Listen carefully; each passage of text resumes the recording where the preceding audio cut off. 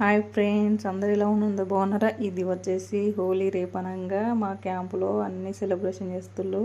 హోలీ దహనం కోసం అన్ని కట్టలు పెట్టిళ్ళు, రెడీ చేసి పెట్టిళ్ళు.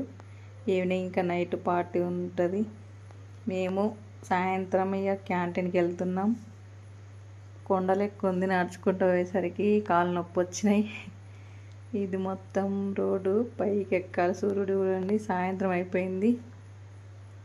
నడుచుకుంటూ అట్లా వాకింగ్ అవుతుందని క్యాంటీన్కి వెళ్తున్నాం మేము, మా దగ్గర ఉన్న క్యాంటీన్కి.